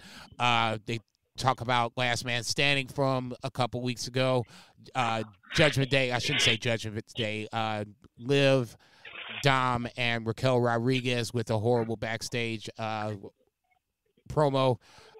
Ethan Page and Sexy Red make it make sense on Raw, not unless Ethan Page is coming up. It doesn't make sense. The aforementioned 10-woman tag match. Poor Lyra Valkyria. I felt bad for it. Just no love for her getting the dub. It's just like you can almost hear a pin drop, but the baby faces win here. Damage Control ultimately are going to challenge Bianca and Jade for the tag team titles. That was going on the assumption that Lash and Jakara Jackson don't beat them on Friday night. But obviously, what we're here to talk about, the main event, Sami versus Gunther for the WWE World Heavyweight Championship. Gunther finally giving Sami Zayn what he ultimately wants, and this was all that I've been waiting for 2 hours, and then some. No doubt that Gunther was going to go over, but god damn, this was a good ride. A couple of times where I was like, this is not going to happen. No, he kicks out. But nonetheless, I thought Sami Zayn, a wrestler applying his trade, got me invested in the match good enough to where it was predictable, but the match itself overshadowed the fact that it was still going to be Gunther retaining. Cody and Gunther meeting post-match, staring eye to eye was a nice little way to tease Crown Jewel. Probably sure that's the match that's going to happen first. I didn't even think about Tiffany Stratton cashing in, but we could talk about that in a little bit. Either or you guys want to talk about the main event, you can jump in. I mean, I thought the main event was really, really, really great. They did. I mean, it was dramatic, but they never quite had me buying into it. But I'll watch Gunther and Sami, you know, each time it's gotten better. I thought that this was tremendous. Maybe the best of their three. Always fantastic. I mean, Ultimate like top guy, big guy, dominator versus ultimate underdog babyface. Really two of the best to fulfill either roles. And, you can't really ask for better casting in that play. Yeah. All right. That's going to do it for our 3 count. 1, 2, 3. Bonus count. We're going to do 4 count, just because it feels wrong saying odds and ends because it was a big show. Unfortunately, I didn't get a chance to watch it. But there was some news coming out of NXT. Randy Orton fought Javon Evans in the main event. I did see the clip of when they tried the corkscrew into the RKO, and they couldn't quite get there. They had big plans for a big RKO. Woof. Yeah, it looks like Javon kind of slipped off of the top, which obviously for that kind of move, not only do you need to execute it, but you got to get the height to do the corkscrew. Came off a little flat. You saw what they were trying to do, and that was going to be, if they pulled it off, a viral moment for Javon Evans, but it didn't work. Shit happens. Once again, it wasn't like Randy Orton was going to lose that match. They were going for one big spot, and it just didn't work. So it sucks that it happened at the main event spot, but ultimately, nobody's going away mad. Orton comes home. He gets the dub. Javon Evans looks resilient in the loss. Everybody kind of walks away still to win. But Orton was on this. This was at the factory in Chesterfield, Missouri, a place where I saw King Gizzard and Lizard Wizard. So I kind of feel bad about not watching it just about a month ago. Have I mentioned that band to you guys yet? Never. Axiom and Nathan. You guys didn't go to Raw or NXT. Neither one of you guys went. No. Motherfucker, I went to SummerSlam. I'm above Raws now, okay? Raw is beneath me. I'll tell you what, I forgot it was 2 hours until the main event came on. I was like, oh, fucking yeah. Right? So, A-Town Down Under jobs out to Axiom and Nathan Fraser, and what I read was a good match. But here's the big one. Tony D'Angelo completes his Rocky III arc and defeats Obafemi. So, Obafemi is no longer your North American champion. It is now Tony D'Angelo as the plucky babyface. Jason, what do you think? I would be lying if I said I wasn't stunned. The roll-up victory is a nice way to, I guess, protect Obafemi. Ultimately, it opens up Obafemi to go after Trick, which I've been wanting for a while. But Wesley did throw his head out there as well. So having two guys chasing Trick ain't the worst thing in the world. There's a triple threat next week, which is Wesley versus Javon Evans versus Ethan Page as the number one contendership. I wouldn't mind seeing Obafemi just come out and destroy all three of them. Fuck this shit. That'd be great. He's moving up in the card. He lost his belt to move up. Or, they could put him on the main roster. I don't think they're going to yet. No. But, no. And then, Stephanie Vekor makes her debut with Julia in a segment with Roxanne and Cora Jade. And and Jey Uso makes an appearance at the beginning, too. Anything to say about this, Jason? Curious to see how they work Stephanie Vekor into this title chase with Delta's vignette, slowly but surely having her coming closer to NXT. It's going to be interesting to see that. Jey Uso coming out. It's a good way to get the crowd hype. I will say this.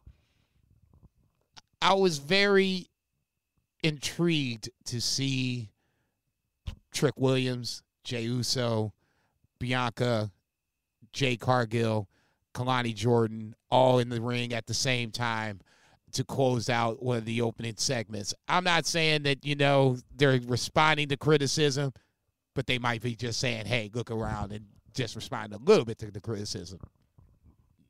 That's fair enough. Anyway, NXT is good, and I plan on watching it next week. NXT has been really good lately. That's the rest of my commentary. Did you guys see Did you guys see the Triple H and HBK press conference? Heard about it. I think that's what Jason was just referring to about the lack of black wrestlers at the top of the card. No, they just did kind of a reboot of.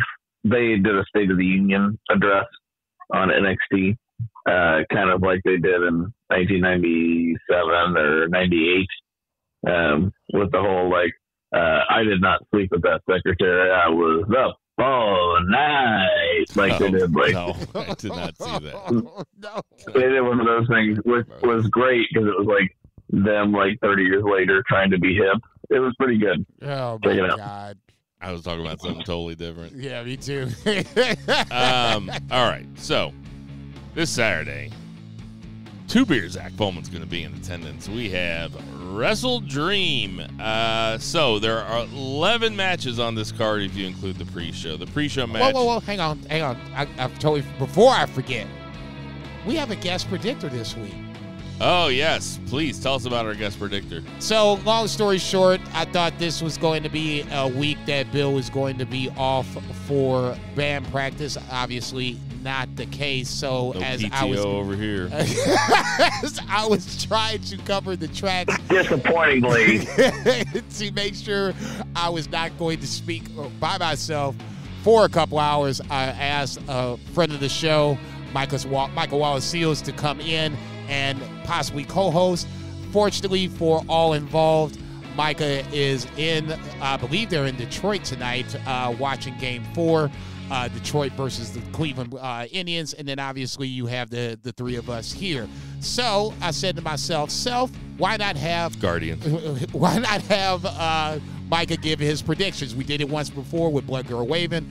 We're doing it again this week, and moving forward, we're going to come up with a plan to have a guest predictor every week, starting next year, everybody, so don't get all excited. We're going to come up with a game plan. We're going to pick one person randomly every week so you can pick against the quote-unquote experts and then battle us week to week as we go along in the predictions. But we'll talk about that as we go along. I was 2 for 5. And if anybody beats Bill, he's going to kill himself on the podcast live. But if I beat anybody, I get to chop them. Yes!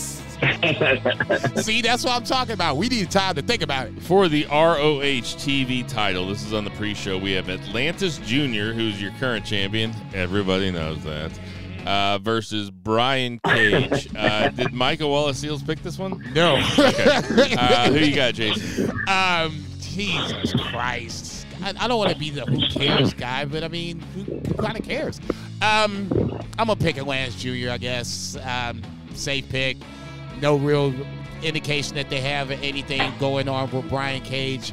It is ROH. They have, deals with other independent wrestling promotions. Atlantis Jr. Zach, who you got? Sure. That sounds good. Yeah, I'm taking Atlantis Jr. also. Sorry, Micah, but if you leave a question blank, it is wrong. Next up for the ROH World Championship, we have Serious Mark Briscoe versus Chris Jericho. Zach, who you got? Give me Mark Briscoe. I do not see Jericho being the Nueve in this situation. I, too, am taking Mark Briscoe. It would be really fucked up to just have Mark Briscoe. He drops his brother's name and then Mark Briscoe jobs to him. Oh, dude, I would be like, man, hell no. You need to jump off a bridge immediately. Who you got, Jason? You better be Mark Briscoe. Goddamn. What's this? WrestleMania where Booker loses to fucking Triple H after Triple H basically makes all the races. Slave. Right? I'm like, ain't no way. I already wrote it down, but I'm guessing Micah has Mark Briscoe. Micah only did WrestleDream predictions, so anything. Isn't this? That's from WrestleDream. this was done yesterday, so I don't know if he did the deep Wikipedia deep dive like you did. Okay, we got Darby Allin versus Brody King. Okay, got that one. I'll go first here. This seems like Allin seems like he hasn't won in a while, I guess. I don't know. I'm taking Darby Allin just because he never loses. Who do you have, Jason? I'll give Mike his pick. He has Darby Allin as well. As much as I want to disagree with you guys, I really can't see that. Once again, there's an opportunity for someone to be established, and you have the established person that if they did lose, it wouldn't hurt them. But I can't see TK doing it. I'm going to take Darby Allin. Zach, who you got?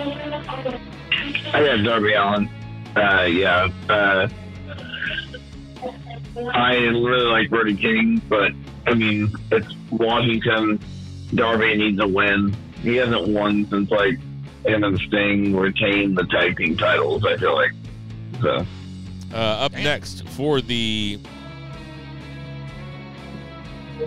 I forget what title this is for, but we have Jungle Jack Perry versus Katsuyori Shibata. AEW. What's it for? TNT. Oh yeah, it's for the TNT Championship. Ooh. I host a podcast. I know that's right. That motherfucker said, it's like, look at the headlines. He's like, I don't know. Jason, who do you have? Once again, my head and my heart will battle in this match as well. My heart says Shibata. My head says Joe Jack Perry. Somehow, some way, probably in some fuckery fashion, gets the dub and retains the TNT title. I got Jungle Jack Perry. Who do you have, Zach? Yeah, it's Jungle Boy. God damn it. We're just all the same here. Jungle Jack Perry, I am taking. Michael Wallace Seals. He has Jack Perry as well. All right. So, up next, in a triple threat match, we have Little Bill Ospreay versus Ricochet versus Konosuke Takeshita. Zach, you are up first from least to most. Who do you have?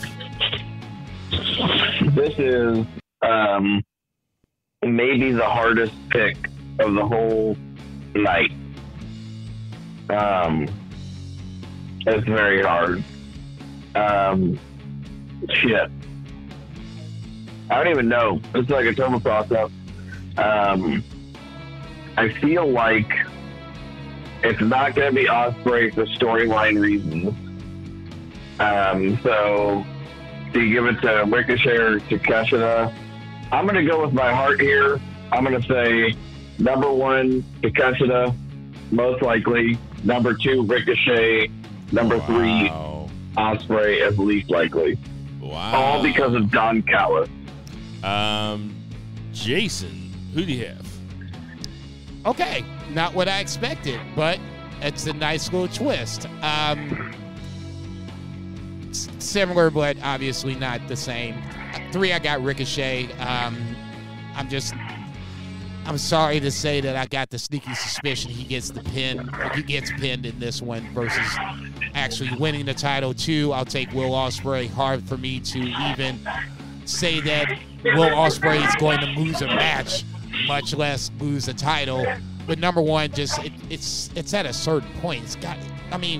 This is the time to pull the trigger on to Konosuke Takeshita, right? I mean, amazing G1 run. We've been waiting. I've said he should have been the international champion before they changed the title, and now we're here. It is time to pull the trigger, make Konosuke Takeshita a champion. I got Takeshita as number 1. I, too, have Takeshita as number 1. I have Ricochet as least likely, and I have Will Ospreay sandwiched in the middle. That's exactly what you had, right, Jason? Yes, that's what Michael Wallace Seals has as well. Let's take a step back. Give him Mark Briscoe over Jericho, and give him Atlantis over Brian Cage. All right. So, so none of us have Will Ospreay as retaining there. All of us have Takeshita at number 1. Up next, we have the Young Bucks versus the Private Party. I'll go first here. This seems a little rushed for me. It doesn't seem like the moment to put it on Private Party. I hope that I'm wrong. I guess the Elite doesn't need this, and Private Party, let's see what they do with it. But I'm taking the Young Bucks. Who do you have, Jason? Both Micah and I have the Bucks as well. I'll just speak for myself. I think the Bucks ultimately drop it, just not drop it to Private Party. There's just not enough cachet to make me think that this is going to be, some sort of major catastrophic event. I mean, God forbid, if this does happen, we might not get 3-Beer back. I mean, he cannot see the Bucks drop the tag titles in person to Private Party. So for that alone, could be traumatic. I'm going to take the Bucks. Who do you got, Zach? I've got the Bucks. I am hoping for a Golden Lovers return at the end of this. I mean, it's the only way that would make this a little more interesting. Outside of that, it would really. It's the only thing that would make this Young Bucks tag team run interesting, because legitimately, they are the best tag team, but them holding the belt has not been particularly interesting. Ooh. Yeah, but the thing about the Golden Lovers coming back is that Ibushi's done, right? I won't say he's done, but I would need to see him in the ring first before we start putting chips in the middle like that. His last match was not good. I mean, barely could stand, much less move. And now you're talking about having Kenny Omega, who's coming off a major surgery as well. It just, don't get me wrong. In the dream world, I'd love to see it. I got to see them at least take a couple bombs, throw some shots, something like that before I even start going down that road. If they come back, they should change their name from the Golden Lovers to the Golden Girls. Stop! Because they'd be old as fuck, man. Oh, man. The Blanche is younger than us. Yeah, I don't care. Mariah May versus Willow Nightingale for the Women's Championship. Zach, you're up first. Oh, sorry. Did Micah have the Young Bucks there? Yes. Both Zach, who do you got? I'm going to go with Mariah May. I don't think it's one of those, moment here as far as, a build-up to her taking the title. Willow's great, and she's over. I just don't know that it's there yet. I feel like Mariah really hasn't told the story of her having the championship yet, so I'm going to stick with Mariah. Jason. Stone Cold Lead Pipe Lock of the Week. I'm going to take Mariah May here over Willow Nightingale. Willow has kind of backslidden a little bit as of late. Dropped the CMLL title in a blink. Looked up. She had the title. Looked back up. She don't have the title. Hard for me to see her beating Mariah May when Mariah May's story is just getting started. Yeah, I guess it's my Stone Cold Lead Pipe Lock of the Week, too. I am taking Mariah May also. Yeah, it's just not time yet. We are falling into a very old pattern of us all having the same picks, but it is AEW, and we've also talked about AEW. Seems more predictable these days. Now, we might have some difference on this one. We have Switchblade Jay White versus Hangman Adam Page in a grudge match. Okay, I'm going to go first here because I got this big booking idea, okay? Shoot. Did Micah have Mariah May? Micah had Mariah May. Micah has Jay White here. Okay. I also have Jay White, and my thought... I got it. Yeah, break this shit down. So I think that... Who is Adam Page's number one nemesis in the world? It's Swerve. Swerve Strickland, right? Who was just on Dynamite talking about how Swerve... The only problem with Swerve was that his management. It had nothing to do with Swerve as the performer. MVP. We got Shelton Benjamin back. I think that the MVP Shelton Benjamin, whatever it ends up being called, interferes with this, costs Hangman Page the match. They present it to Swerve, who's going to be there at the pay-per-view. Like, look what we did for you. Swerve is going to deny it because he's a babyface.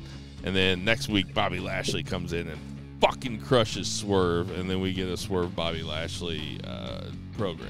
You and Michael Wallace-Seals must be on a wavelength because he did say that Lashley was going to attack Swerve, but not next week at WrestleDream. Okay. Sorry, 3-Beer. I'm just going to take this ball. So that's why I'm taking Jay White. And then Jay White can stay a heel because he did cut a heelish promo, like Zach said earlier. So then Jay White, can stay a heel and have a big win. Makes all the sense in the world. I love hearing it. Unfortunately, I'm going to be one of the dissenting the votes. I'm not sure if 3-Beer will be with me on this one, but I'm going to go with Hangman Page on this one.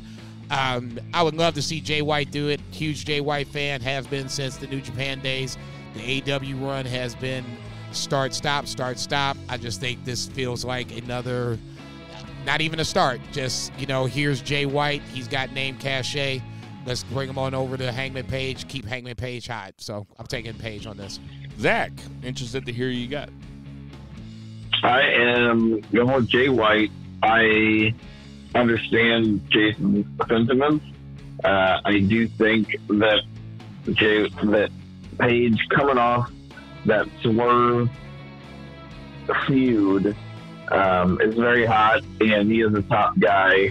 But I feel like this is maybe, hopefully, the ascension towards Jay White being a top guy, and Adam Page being a stepping stone to that. Wow. Next up, we have MXM versus the Acclaimed in the hottest feud in all of pro wrestling. That's on the main card?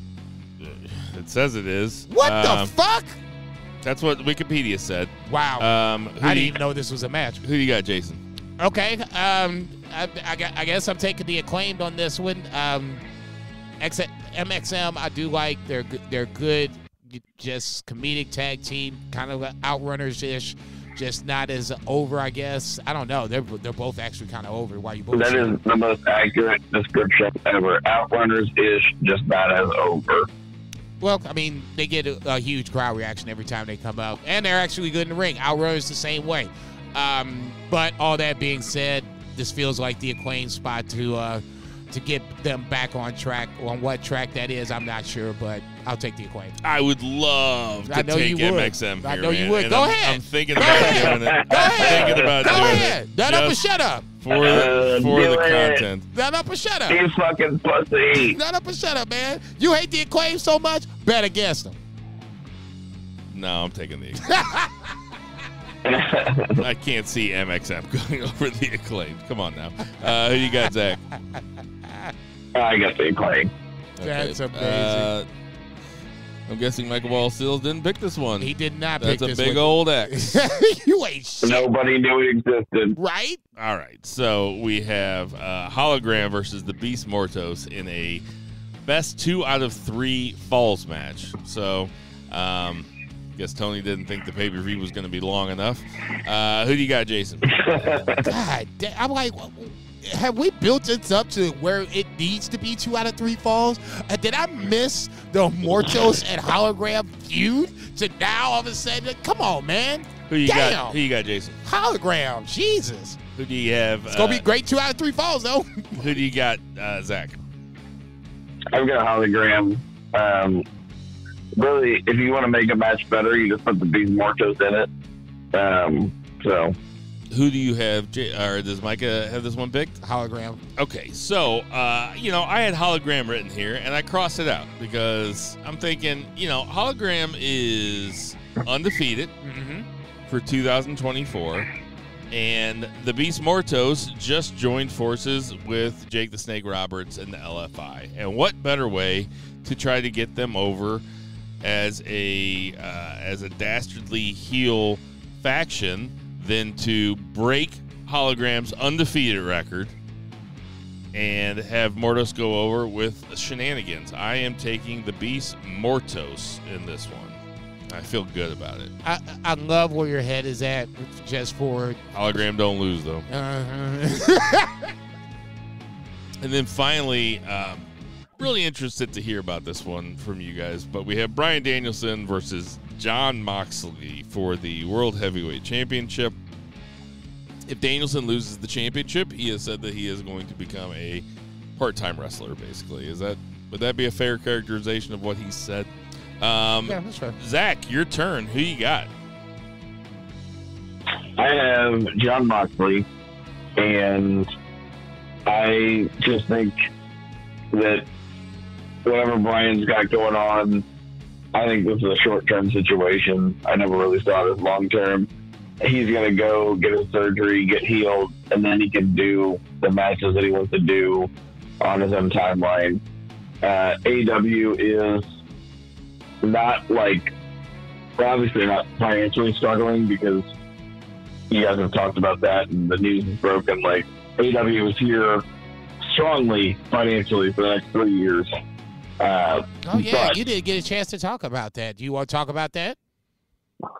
I mean, that's just kind of the baseline. It's like, we can talk about it and pretend that maybe it'll go away in 3 years, but they're strong now, and as I say, didn't have a billionaire owning them before this, but they're strong financially. They're doing fine, but they are a distant number 2, and I think one thing that they have shown,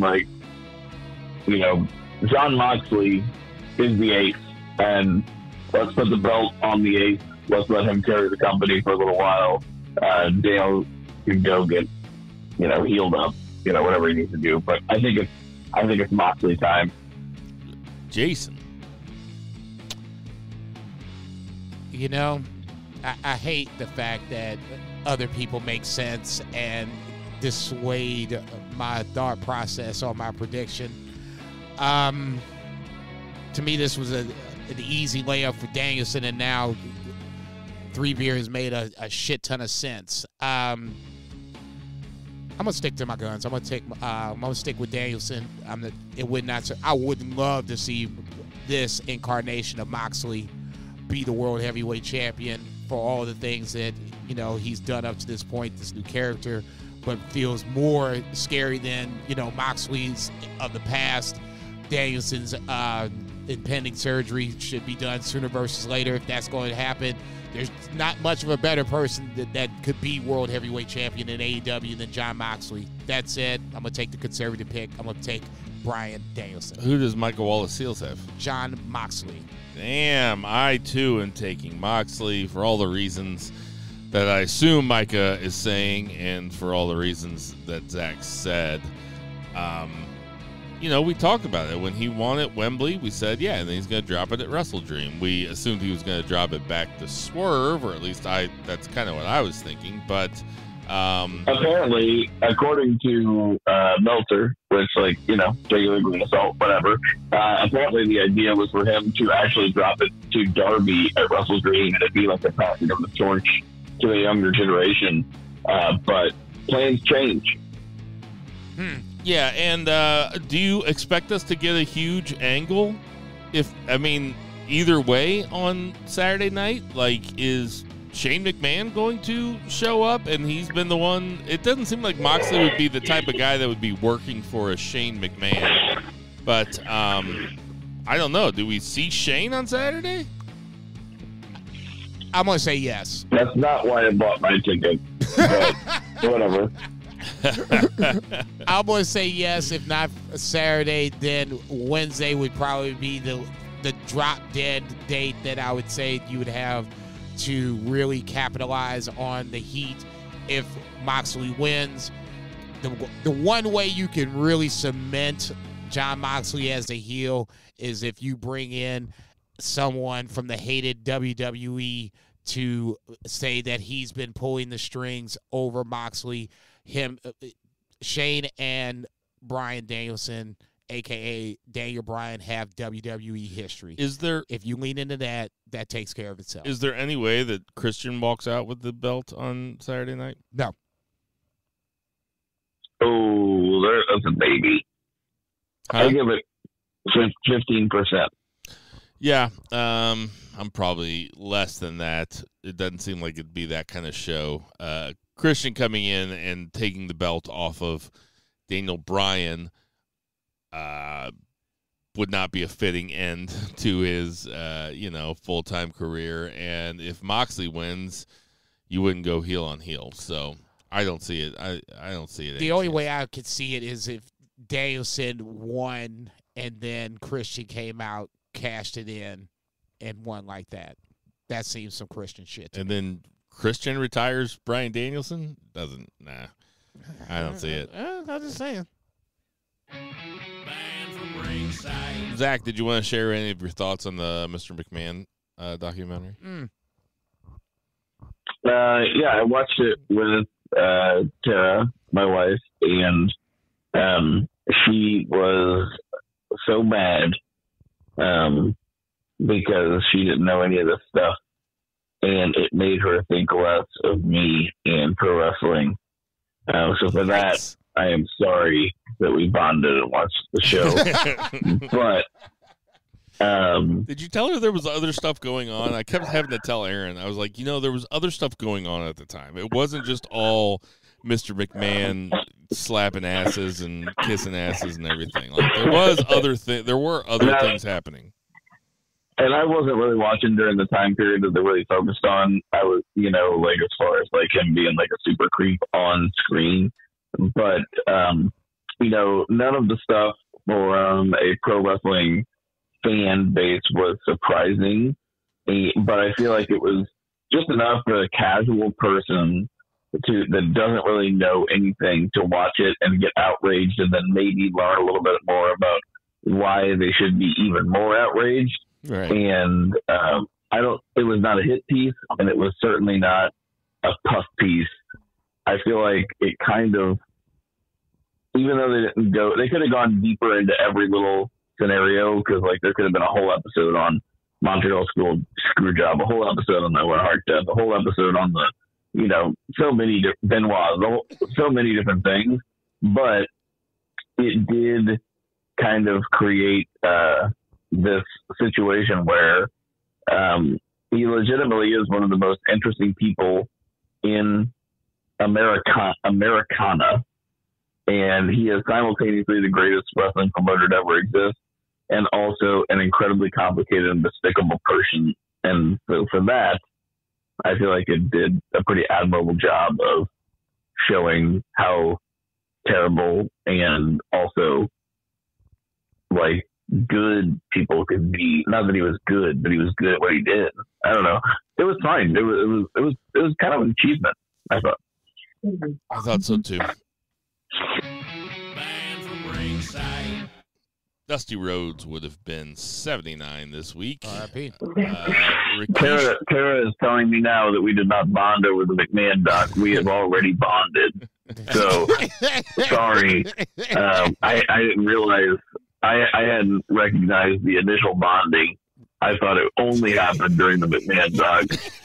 All of the other bonding. That is such a woman statement. Right, motherfucker, hold on, motherfucker. None of it counted. If you say you bonded over Mr. McMahon, none of the rest of it counted. Rikishi is 58 this week. Taz I'm going to scream, it was me in her ear when I stopped. Taz is 57. Ricochet is only 36. Rhea Ripley is 28. Riddick Moss, remember him? 35. Karen Jarrett, only 52. Nikolai Volkov, I'm pretty sure it's RIP. would have been 77. Stacy Keibler is 45. Tama Tonga is 42. Justin Credible is 51. And Kenny Omega, the aforementioned, is 41 years old. Hey, everybody, we know there's tons of podcasts to listen to, so we appreciate you guys listening to our podcast. For Tender Mahal, Check. for Vice, for Murray's Check. Murray Man Murray, Check. for Lucha Chris, Check. for Patriot Pat, Check. for Brett Jagger, Check. for guest predictor Michael Wallace Double check. Seals, for Two Beer Zach Bowman, for Check. Jason Cornelius Bell. Konnichiwa, I bitches. am Bill Vagey. Check. Black Lives Matter. Check. Support your local restaurants. Check. Support your local weed dealers. Double check. Free Palestine. Triple check. Call your parents Check. and never, ever forget to boo the heels. Boo!